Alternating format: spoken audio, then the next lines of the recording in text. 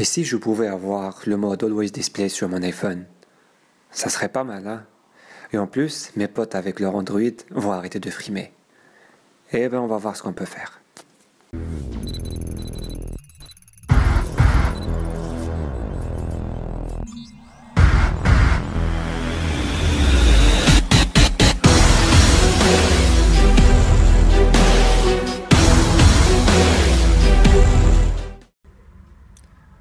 Bonjour tout le monde, j'espère que vous allez bien et que vous passez une très bonne soirée. On se retrouve aujourd'hui pour une nouvelle présentation dans laquelle je vais vous faire part d'une application qui m'a beaucoup plu et qui vous permettra d'avoir le mode Always Display disponible exclusivement sur les appareils Android et très spécialement sur les derniers, on va dire Samsung, enfin les S et puis les Note.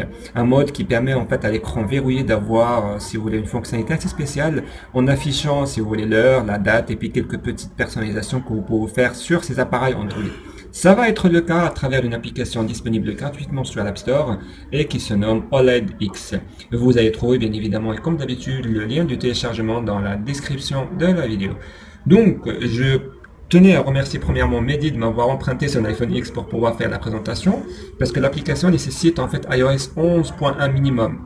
Donc si vous ne l'avez pas, ça ne fonctionnera pas.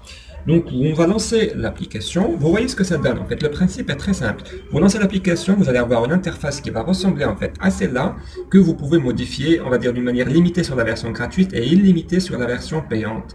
Donc voilà, vous avez l'heure, enfin vous avez une petite icône que vous pouvez mettre et aussi un petit nom. Donc comme vous pouvez remarquer, moi j'ai mis ici la pomme digitale avec une petite erreur d'orthographe.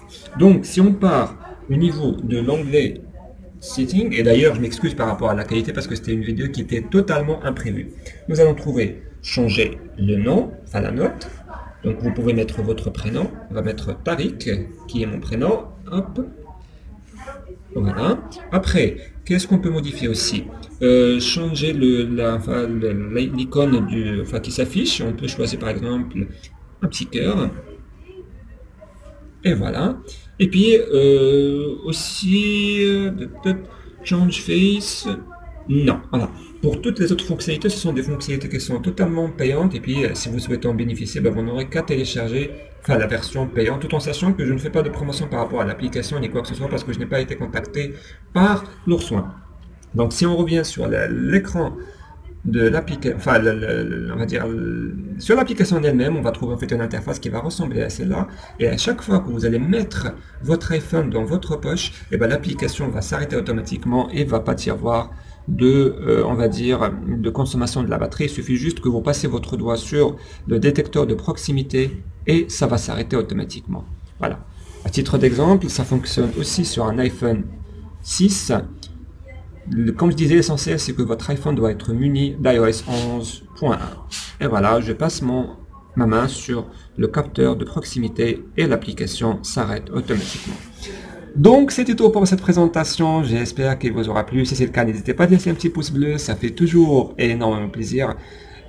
Si vous avez des questions, des propositions, je suis toujours preneur. Et moi de ma part, il ne me reste qu'à vous remercier et vous souhaiter une très bonne soirée. À très bientôt, bye bye.